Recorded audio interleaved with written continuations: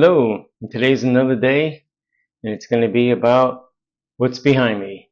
A custom built chopper that I've done some time ago, and I want to show it. And the reason why I want to show it is because it is for sale.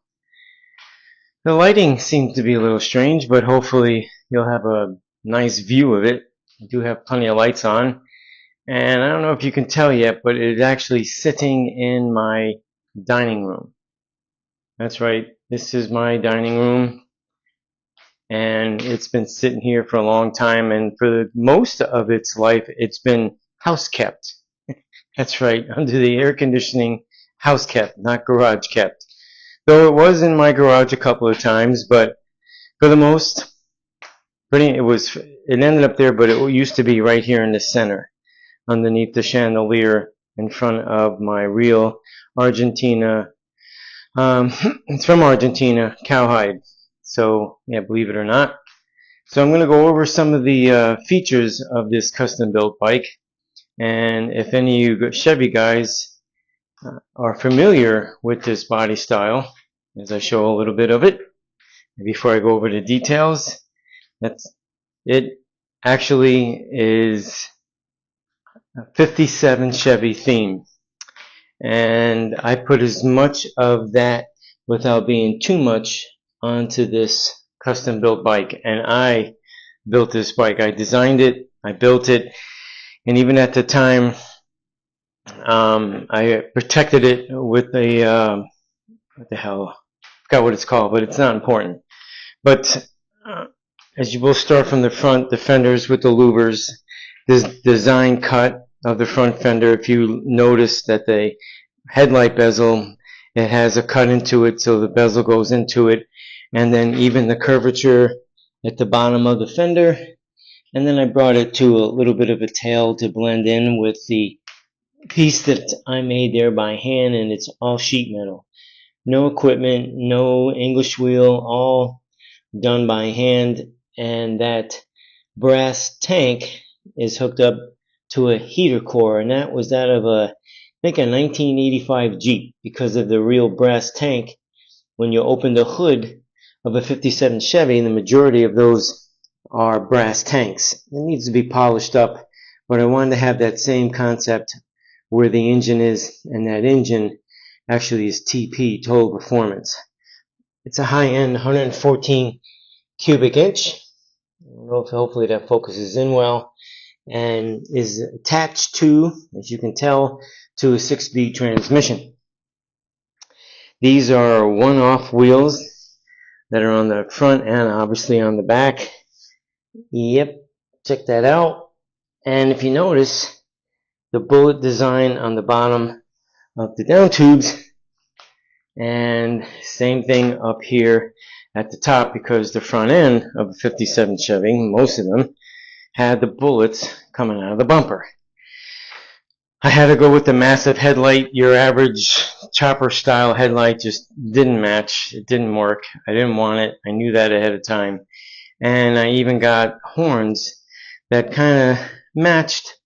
I couldn't really find the actual big bulky ones, but I had to have a similar concept, and I think it's close enough.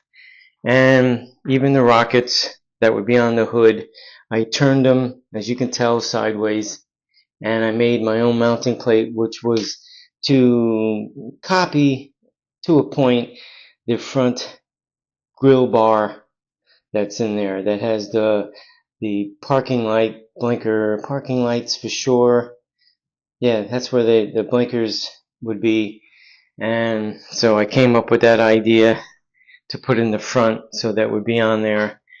And then as I come up to the handlebars, these are LA Chopper handlebars, and as you can see, the reservoirs with the controls, I forgot the company, but I think they came out of Germany. I could be wrong. A lot of high-end parts on this bike. There's nothing cheap.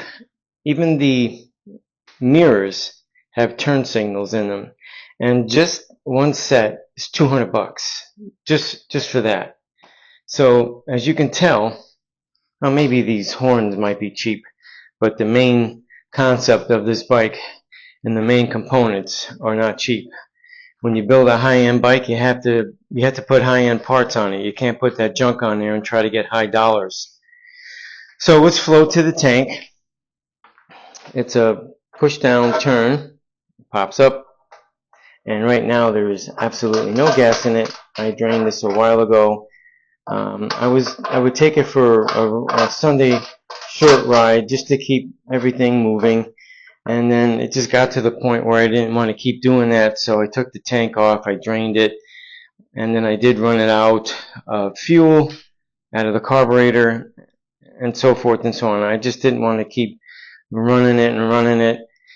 So as we move on to the back, you can see the seat is actually the fabric off of a 57 Chevy, and then as you can tell going down the sides, and I custom made the exhaust, and even the hangers, the exhaust hangers, I matched the frame, which is an independent frame with some modifications that I made on it to accommodate what I wanted.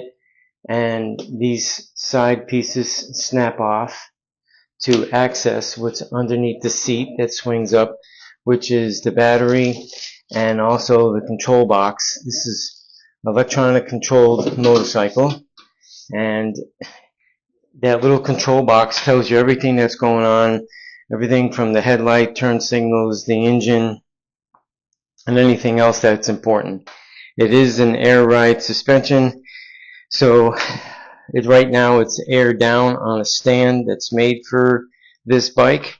And as you can see, the rear fender, I made all the bars and everything that hold the fender on there, and it's also heavy metal that I incorporated into my custom made fender that I made. Once again, no special equipment, all made by hand, and the stainless steel tail pieces are from a 57 Chevy, and I had to buy 2 sets, which became very expensive because these are actually what would go where the gas tank cap is, where you're going to fill it up the filler neck. So it looks like this on this side, but on the right side passenger, it's cut different on the bottom. So in order to match it, I had to buy 2 sets, and then I had to kind of redesign the inside of what's behind here to accommodate my wing, because I couldn't go as fat as they are on a 57 Chevy, but you know, so I was able to kind of reform it and make it fit and work for my bike. And these are stainless pieces that are on the top. Yep, and the rear wheel obviously matches the front one, the one off. It's a 240 or 260 tire. 240, 260. I think 240. Let me see if I can see what it says on there. Kind of hard to tell, but that's not very important. It is a wide tire, and if anybody's interested, then I'm going to leave some of the information in the description. Obviously, as you see, as everybody goes, the description at the bottom of the page. But to give you a side view of it, chain driven. Yep. Mid controls. It's a beautiful bike. It rides and handles and balanced very well. The bike is just under 10 feet long from tail end to nose. Let me see. I'll go like this. Yep. It's a real wild. I've taken it to the very important shows, the Texas Chop Off. I took first place in the professional side of custom builders, and I also took best of show of over 125 bikes when I entered it for the first time ever after I was done building it. The bike was in Vegas. It did well there. I mainly took in the beginning only 2 events that mattered, and then later on I was take it to the typical mom and pops, car shows when people knew about me, they asked me to bring it so they can get other motorcycles to show up to come to their events. I would do specialty events that were fundraisers. I would go there with it. I trailer it in, set it up, and it's an incredible bike. A lot of money put into this bike, and anybody that used to build them that knows anything about high-end parts, there's over $50,000 in parts on this bike. And if anybody wants to question it, they can. They can look up every one of these pieces that are on there. Because for an example, when you buy a TP engine, Total Performance, it doesn't come with the stator, it doesn't come with the coil packs. It will not be able to just fire up when you get it. So you have to buy all these other parts that go on there.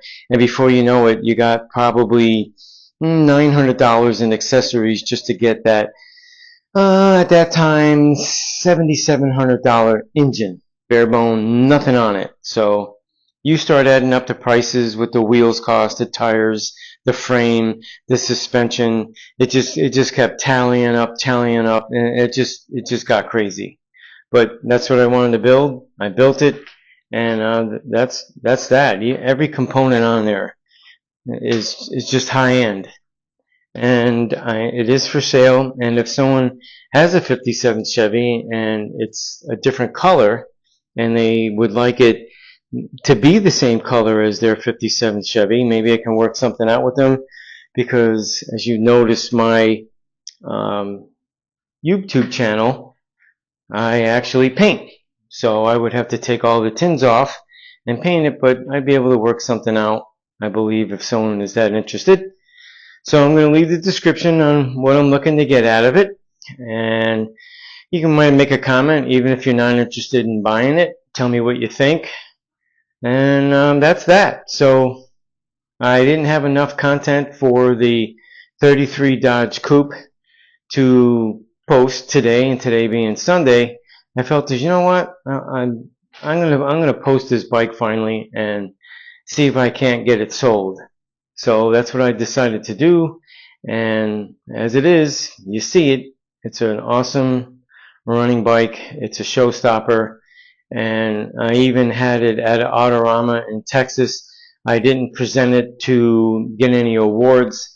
It's when I first got done actually building it. Wasn't even 100% done, but I also set up an area that I paid to be at, and I brought my 57 Chevy, which was the exact same color, and I had the car off to the side, and the bike was with a few other things that I built and I was displaying in Texas at the Autorama. What an awesome show.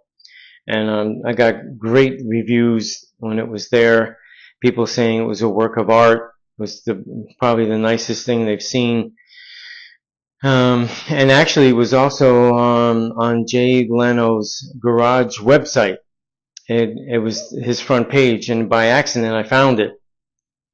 I sent him pictures of it, seeing if he was interested in buying it, along with Snoop Dogg, Billy Joel, and one other fella that was into these custom built bikes. And I sent pictures out to them, and actually, whether it was Jay Leno or his staff, put it on his front page, and his viewings had lug nuts. So I got 5 lug nuts out of 5, and people were commenting that, I even beat out Orange County Choppers, which I happened to be next to them in Vegas when I presented this bike down there. And at the time, I had a shop in Texas, so it wasn't that far for me to go from Texas to Vegas with it. But that's where I ended up with that, next to those guys. That's right, Paul Sr., Tuttle, whatever their names are, and Junior. This is it. This is the bike. Hopefully you like it. Hopefully somebody's interested in buying it. And like I said in the description, I will have the price. So thanks for watching, and Thursday I should have enough content for the 33 Dodge Coupe. So until then, peace out.